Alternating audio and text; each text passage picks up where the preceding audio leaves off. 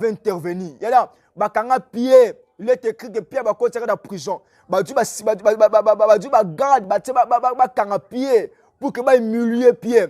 Mais Seigneur, alléluia, que Nzamba sala Pierre, Azanzama la katani makate. Le Dieu que nous servons, Azanzama la katani makate. Pour ça, que la c'est maille. Bien aimé, na kati azama, na déclaré obima na combat sur Massia. De même que Nzamba intervenir pour na bon Pierre, bien aimé. De même aussi que Nkolaza intervenir pour na vie na yo.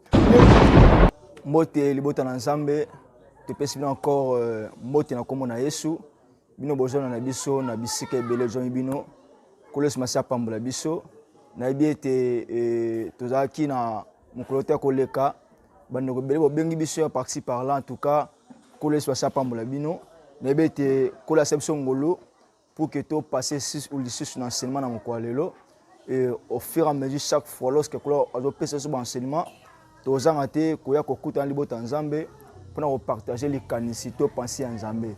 Voilà, kola pesa encore penser dans mon lelo. Oyo sengeli to partager ensemble et na biete tozanga te ko pambola à travers liloba yankolo Massia. Nde makomelo biki na tango passer babelaki Nzambe pe kola tinaki liloba pe liloba ne kangolaki. Et nous rejoignons bien encore que vous connaîtrez la vérité et la vérité vous affranchira. Et nous croyons que à travers cette parole, cette vérité, Yesu Massia aux arrêtés ko kangola biso. Voilà sans plus tarder, tozo tangana mukanda ya Actes des Apôtres chapitre 12. Actes des Apôtres chapitre 12 qui dit la Bible.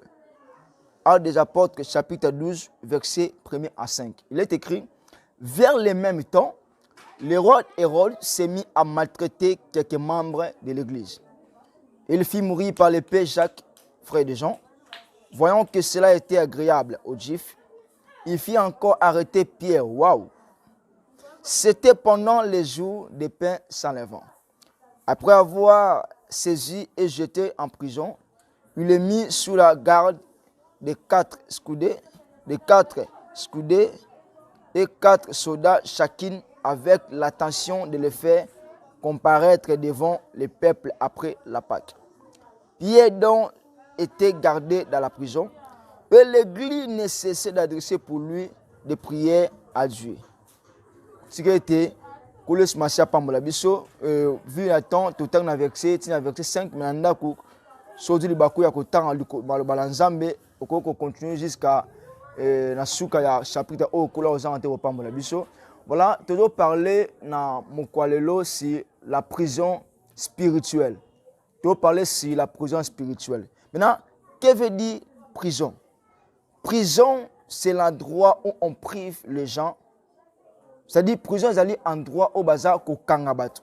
C'est là où il y a la manque de la liberté. C'est ça qu'on appelle prison. C'est-à-dire prison, c'est et si kamako oyo ba privé batu liberté. Est-ce que ba kangi batu, est-ce que ba bomi batu quelque part, est-ce que mon songolo o batu bako ko yebatu ko bako ko yebate, c'est ça qu'on appelle prison. C'est-à-dire prison ezali lié mako o ezali ya souffrance, lié ya misère. C'est ça la prison. Bien aimé, prison ezali sika o mutu monta ko sepela nango. Okoza na mbongo ebele, okoza makasi, mais ce côté na prison bien aimé, que reçoit mbongo na yo, que reçoit makasi no bien aimé et aux allées importante. Pourquoi? Parce que prison ezali sika o esepe sa batute, ezali sika o ba sepe sa mutute, mais prison ezali sika oyo epesa mutu pasi. Prison ezali sika oyo ezali ninga po ba souffrir, po ba torturer via mutu. Entendu? Prison c'est un lien de souffrance et de misère. C'est ça la prison. Bien aimé, nous devons savoir une chose. Moto azana kata prison, aza muta ko vivre vie encore et sengote. Moto azana kata prison, aza muta ko travailler, c'est ça la prison. Moto azana kata prison akoki aucun jamais ko travailler. Bien aimé, okoza muta mayele, okoza muta mbong, okoza muta makasi, mais laisse-moi te dire. Lorsque vous êtes dans la prison, que vous êtes makasi no okoma faible. Okoza na mbongo, mais lorsque tu es dans la prison, bien aimé, que vous êtes mbongo qui richesse na yo, on est toujours pauvre. Pourquoi? Parce que tu es dans la prison. Moto azaka prison, quel que soit, il y a relation na yo, il y a le Saint-Niveau. Pourquoi? Parce que tu es dans la prison. Il y a un enfant de Dieu bien aimé, aucun jamais qu'on a la prison. Prison, il y a lié à humiliation. Combien de personnes aujourd'hui sont humiliées? Pourquoi? Parce que dans la prison. Bien aimé, eza eloko oyo mwana nzambe mosa nzambe yaya okolinga te na vie na yo. Combien de personnes bavie beba lelo po bazaka da prison. Bien-aimé, monsieur bazaki na mbongo belé, ba relation belé mituka, mais à cause de la prison, les bavie beba. Yaya, tu parles de la prison physique, mais tu parles de la prison spirituelle. Laisse-moi te dire, bien-aimé. Le lèvement, tout le monde a cas de prison, il y a un motoboy. Monsieur à cause de prison, il est innocent. Monsieur pas coupable, mais à cause de prison. Monsieur pas innocent à cause de prison. Les appels de même et pas ça dit monnaie spirituelle. Dit monnaie spirituelle, bien-aimé, il y a des personnes qui ont prison, mon lili. Monsieur Bazala coupable, monsieur Bazala, monsieur Bazala innocent, innocente. Mais bah comprendre que se retrouver dans la carte de prison. Bien aimé, ce qu'on a remarqué dans ce enseignement, que on se retrouve dans ce enseignement, la carte de prison, ma soeur, mon frère, mes bien aimé, papa, maman, ça l'effort, il y a quelqu'un bien abisso, bien aimé, même est-ce que ça doit même chercher, tu peux chercher ton pasteur, il peut prier pour toi pour que oublie ma carte de prison. Quelles sont maintenant les portes qui nous fait introduire dans la prison spirituelle? Bah porte ni au côté ça biso kata prison mo bien aimé. Le lengmo to monde na kata mukilo to zedi manière physique. Bah dessus ba côté prison pour finga. Monsieur ba côté prison pour ba boma batu. Monsieur ba côté prison, monsieur pour ba ça ma bête mais à côté en prison. Ils appellent di manière spirituelle. Ils appellent ba tout sur ba côté ba prison, ba ça mbe ba mon côté. Monsieur sali comme monsieur pas sali comme monsieur pas baraté. Prison on a côté on nini. Bien aimé, yango to pesa nous quelques secrets, to quelques portes. Oh, et côté ba monsieur na prison ça les savoir. Première porte. Oh, et côté ba monsieur na prison. Ba monsieur ba côté en prison par le sang familial. C'est-à-dire dans makila le sang familial. Yaya, monsieur bazawa obotama bien, au finga mutute, o ibelo muto ça ma be mon côté. Mais on se retrouve en cas de prison comme tu dois savoir que peut-être dans ta famille il y a quelque chose qui ne marche pas bien. Il y a un truc ça batou. Maintenant sur votre papa ndoki maman ndoki bien aimé, tu dois savoir si 100%, on a 80%, il y a la possession mari toi forme de nuit. Monsieur Bazawa au sait le mota mabe, au sait parti mota mabe mais au yebakate forme de nuit aux yeux wapi. Mari de nuit aux yeux wapi bien aimé. Peut-être dans les la famille au boté bien aimé, bozana à prison moko songolo ba côte sabino aussi ba loba que mota boté na famille oyo on a pour ça mari père femme de nuit. C'est ça des choses autrement ba délivrance autrement tout ça ba délivrance chaque jour tout le monde ba côté la prison mon lili il y a mari père femme de nuit pourquoi parce que non pas parce que ba moi ba loka kango mais parce que a boté la famille moko ozali na ba lié moko songolo. Et dédé monsieur ba côté ma prison par rapport il y a rapport sexuel. Bien aimé, laisse-moi te dire, neko bimana ye, oyebi état d'âme na été. Parle que celui qui couche avec un démon devient un démon. Celui qui couche avec un impudique devient un impudique. Monsieur, le côté de la prison, il y a blocage, il y a malédiction, il y a limitation. Non pas parce que Asa m'a bien mon songolo. Non pas parce que je ne sais pas moi, mais monsieur, parce que moto bimana ye oyebi état d'âme na été. Bien aimé, ta sœur bimana bien aimé, mon frère, ma sœur, ta ne combat bimana oyebi état d'âme na été. Oui, vine na menakate mais obimana ye et après avoir obimana le comme la vine comme tellement bloqué yaya au côté de la prison oye baate. Je me souviens encore la salle qui de fille mon qui d'un fille on a azaki na innocente mais papa za comme ça mabe papa na loba na yabi motos oh bana moi na vine ko beba et moi oh ko ndoko sima ko kona na ye asale constant abina mbali boso vine baby abina mbali balé on a ça musala qui n'a pas ça bien lorsque abina mbali Moussa Mbane baby. A dit Sumba mi sa tuka bongo. Et comme na 4 ans ko lukansi na pasteur. Tala na sali constant na vie na ngai. Que mi bane on azo bimana bango ba vie na bango zo beba. Bien aimé. Fia ba eloko moko zaka innocente. Mais papa na ye yaya si a lobanga maloma be na vie à moi c'est fia à cette prison mais la fille était innocente. Et ba jeune wana pe ba la fille oyo. Ba be lo mo te. Mais ba bosanaka que fille oyo ba no bana bango.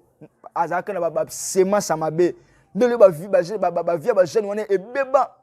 Imagine toi tu as ça place bien si ma coucher fille vie bébé ya combien de personnes va bloquer pourquoi parce que moto bima na ye oye ba été bien aimé si ma enseignement au luka biso on va prier pour toi et olandi monsieur ba kota na prison ya molili papa ya bilamba ya et tel lamani o lata o je lamani de comment songolo yebate na bona pas normalement ba bete madame PC pourquoi parce que adjoa que lamani de quoi lati habiter nous avons tam samabe ah lorsque a lati azim PC Monsieur, lorsque late lamba, olati elamba mutu nege et betu elati oba bien aimé vino pe baby. Yaya, ta la vino malam. Oui, bah t'es pas chose en outa. Peut-être elamba lata ko deux fois quelque part. Monsieur, pour semer la mana kato na tombola, oui bah quand potesse et bah quand si bah si bah tang na elamba na te. Monsieur, pour semer la mana na mbo no mo c'est bien. Mon là ensemble là pour bien aimé tu dois faire attention. Ça veut dire bah porte. Oui, côté bah tu belé le lot. La prison molimo. Monsieur ba côté prison nanza ya vol ko yiba ya. Monsieur ozon mbonga ya papa na bino. Ya maman oui o ba keza mbonga maman na bino. Mais ozon sa yeba. Peut-être le bama le moment c'est ba te ni maloba ona et côté na prison. J'avais prié pour une femme. Azon mbonga lek ni mo propre. Aibisa lek ni telek na bisa aloba. Moto azon mbonga na nga. Aibisa ngate. Moto ana vini ko beba. Ya. Na bonne pour fille wana lorsque lek na azando kité mais lorsque lek a libéré maloba bando bazima bana ba commission ya bango serna a sufo na vino mo maluka mbombo ezoyate asa musa ezoyate jusqu'à tel point luka ngai et to ça brisement maloba ba mauvaise parole ne fille wana vini bonga ya eloko muto zwa o senga été o bate mo ba nu o loba pour na vino longo lelo o se trouver en prison sans le savoir et olandi monsieur ba côté prison à cause ya koswana yaya muto swana na oyeba ete maloba cesse ton disons maloba to bono swana oyeba te oui oyo kaka loba ke boye mais il y avait des sorciers il y avait des démons de mauvais esprits o ba zwa maloba wana ba comme si nga ba on est le venu beba yaya yozo landa biso na poto parti par les causes yaya ce que je se retrouver que comme makambo tanga ayaya et comme ya luka biso benga biso on va prier pour toi. Monsieur sur côté à prison mon lili na nzaba bande chenique pe ba mafuta oui au sema na mbongo na oui kwa ta bande chenique za mabete oui ko pour mafuta za mabete oui c'est bien ma sœur mon frère papa maman yokanga lorsque moi nzama zaka lorsque somelo que tu dois prier pour ça yaya maman le kadi mon spirituel oyebate c'est la spiritualité qui a tué le physique monsieur ba beba ba ebate cause tango ta mais peut-être ma foot au somba ba ban génie au lata o ebate ça déjà envoûté quelque part monsieur mutoro somba la ma foot ebe tadam na été mutoro somba la ban génie ebe tadam lorsque somo pc mon noki il peut envoûter ça et lorsque au Dieu l'aura bon ma sœur tu dois prier pour ça va qu'utiliser ce sont des portes côté à moi en Nzambe na kati ya prison et deuxièmement quelles sont les différentes sortes de prisons? Le lema to monaka na mokilo to zali ba prison de belé ba prison makala ba prison sendwe ba prison disons ya ndolo ba prison ya ane le lema peut dire mon spirituel zali to ba prison e belé au chat et tizaka. Dieu nous a fait grâce au côté na commerce spirituel ba mama délivrance to yu commerce que le diable agit pour abeb saba na nzam misu baza ba ozawa otambola bien olia bien mais faut ébé toza na prison mon spirituel qui pour barater yaya le lema tout monde so ba quand tu dis mon physique ba retient prison na X prison Y prison B c'est ça c'est que se passe aussi dit mon spirituel misu bazawa au côté prison ba tu prison kata mulangma bo son le barater j'ai prié pour une maman abisa ngabi papa so na lal no tarando na kata zama oui il y a aussi des gens au côté de la prison, il y a Zamba. Il y a aux autres tabanoto, toujours un kata Zamba. Tu dois savoir qu'il y a prison quelque part. Monsieur Bozawa, au lieu toujours un kata Maï. Tu dois savoir qu'il y a prison un kata Maï quelque part. Il y a Monsieur Bozawa, au lieu toujours un kata Molangi. Il y a faut mettre aux prison un kata Moulangman quelque part au côté. Récemment, semaine passée, na prière pour la maman Boshongolo. Pendant que j'ai commencé à prier pour ces mamans, maman et moi, et pendant qu'on a commencé à prier, il y a un qui a bien et directement, maman comme délivré. Tu vois, il y a beaucoup de personnes au bazar de prison, il y a mon langue baraté. Il y a un habité prison, il y a un côté de botana. Vous avez bien la femme, botama, mais il y a un côté de mon son baraté. Monsieur bazar de prison, il y a un cimetière, il y a un village au botama. Vous avez baraté, que si vous avez côté de village, il y a un aux un kin moi tu as toujours notre village au village à papa nabino village à maman mais tu vois comment on a été bien aimé tu dois savoir quand la prison mon son ya village nabino puis cimetière mon son le côté je suis pas venu au quota le pont au fouté là bien aimé au long quand tu as toujours notre le pont aux gens le pont au outa ben il faut être dans prison mon songolo au bakota ben aimé laisse-moi te dire mes sœurs mon frère ma sœur tu peux être dans la prison oui c'est bien mais le souci de Dieu n'est pas de rester si longtemps dans la prison. Laisse-moi te dire Ecclésiaste chapitre 3 verset 1 il est écrit qu'il y a un temps pour toutes choses. Il y a un temps pour pleurer, il y a aussi un temps pour réjouir. Bien aimé, laisse-moi te dire, tu as eu beaucoup de temps de souffrance dans la prison, mais laisse-moi te dire, Israël aussi avait Maramouana. Israël avait pas Pharaon pendant beaucoup de temps. Israël a là, a souffert, a là, mais Israël a quitté qu'il y avait un jour, ils ont pas libéré en bas Pharaon. L'habité Pharaon ni au Kangayo, au côté de la prison. Bien aimé, ce soir, j'ai pris au nom de Jésus. Bien aimé. Pour que côté libota na yo pour que côté famille na yo n'habite na sia mai na sia mabele n'habite na mboka songa kata village je déclare au nom de Jésus kwa nganzam est-ce que ba côté bino bobima na kombe sumasia il est écrit que Pierre ba kanga qui est pas Hérode il est écrit que Hérode a commencé le kula coutume ya konyoka libota nzam ya konyoka peuple nzam un jour ba kanga ka Jacques oui c'est bien Jacques akenda mais Hérode a sakani a kokanga Pierre. Laisse-moi te dire bien aimé. Ce que Jacques a coupé quand il a Jacques a Pierre. Lorsque comme on attend Pierre, Dieu avait intervenu. Il y a bakanga Pierre, il est écrit que Pierre va continuer dans la prison. Dieu va garde, va kanga Pierre pour que va humilier Pierre.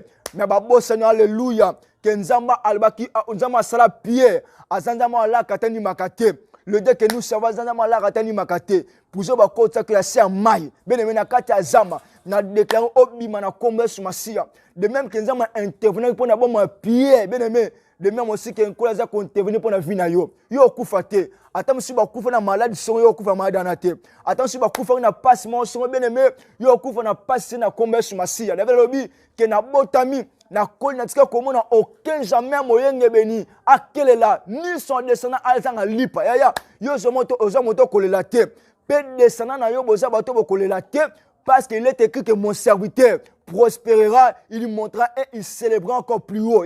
Les montées et les célèbres et ça ne vit pas à partage na yo bien aimé Israël a souffert ou tabatang belé mais un jour il y avait dit à Moïse oui au bêti va plaire pour un pharaon tika mais pharaon tika oui c'est bien bon Moïse t'es un commis et si tu as plaité et si tu as miracle mais comme ce que temps bon lever agneau il est écrit que lorsque l'agneau a été immolé directement devant ses yeux Pessamaki or à cet là c'était l'agneau de tout le monde a tabato même mais aujourd'hui je vis quelqu'un est venu j'avais dit que voici l'agneau de Dieu qui ôte les péchés du monde. Yesu Masaja agneau solo. Jésus-Christ est le véritable agneau. Voilà qu'à la croix de Golgotha, lorsqu'il était mort, il est écrit que les rideaux des temples s'est déchirés. Et quand les rideaux s'est déchirés pour dire que Bissou est en prison quelque part, maintenant le porte est ouvert pour que tu bima. Laisse-moi te dire, est-ce que va continuer à mon langue? Les rideaux des temples sont déjà déchirés. Maintenant, c'est le temps de sortir de ces prisons. Maintenant, les rideaux sont déchirés. Il y a un problème, il y a ma botte, il y a un problème à l'ibala, il y a un problème à relation fiançailles, il y a un problème à classe à maïel. Laisse-moi te dire, le rideau, oh, robot chiqué, le rideau, ce temple s'est déchiré. Maintenant, c'est le temps de sortir. De même que l'agneau a été immolé dans l'Égypte.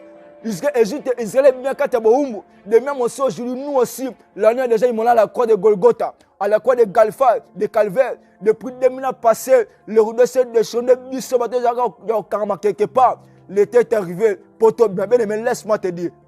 Moto à Kangayo, moto à Simavino, bien aimé, t'es un coquille, voici mon temps l'élaté. Voici mon temps l'été parce qu'il était déjà arrivé. Christ avait dit que l'Esprit du Seigneur est sur moi. Il m'a envoyé pour annoncer la bonne nouvelle. Waouh!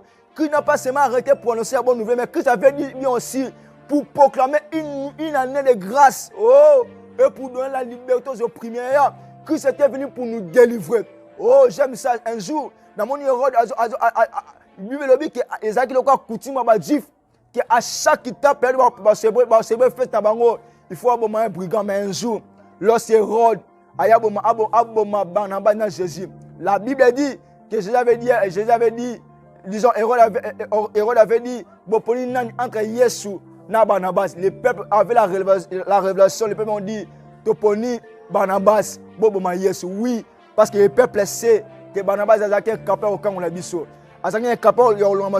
C'est Jésus qui a mérité de prendre la place de Barnabas. Il a comme prisonnier pour que Barnabas soit libre. Laisse-moi te dire, bien-aimé, Jésus a déjà payé ta dette à la croix. Il a dit que je vous ai racheté un grand prix. Et ne deviendra plus jamais esclave des hommes. Il est esclave de la famille, il va nous quitter. Tu dois sortir. Tu dois sortir au nom de Jésus. Roboshike, tu dois sortir au nom de Jésus. Moto akanga vinayo. Moto liaba mo je déclare que l'agneau a été déjà immolé à la croix de Golgotha. Anga ko passe na biso pour que biso to koma batune sengo na kombo Yesu masa bien-aimé, laisse-moi te dire, ceux qui en ce moment au se retrouver dans le comment songolo au tanga au lia vina au fani au raisonner au talobi que aux avina bien-aimé. On va prier pour toi. Na plus 243 89 93 27 466. Plus 243 89 93 27 466. Bien aimé, on va prier pour toi. S'il faut gêner, oui, on va gêner pour toi parce que notre souhait étant les ministres de Dieu, et ça pour que le peuple ensemble. Et n'oubliez pas que Christ nous a dit qu'aller partout de toutes les nations, faire des nations mes disciples et délivrer. Donc notre objectif c'est aussi nous disciples, Père au camp on l'a bino. N'hésitez pas de nous appeler et on va prier pour vous. Est-ce qu'ils ont mis même par WhatsApp, mettez ça suivant. On va prier pour vous. Et bon colo à Ozangate, Kopambo la biso, que mon Dieu vous bénisse. Merci beaucoup.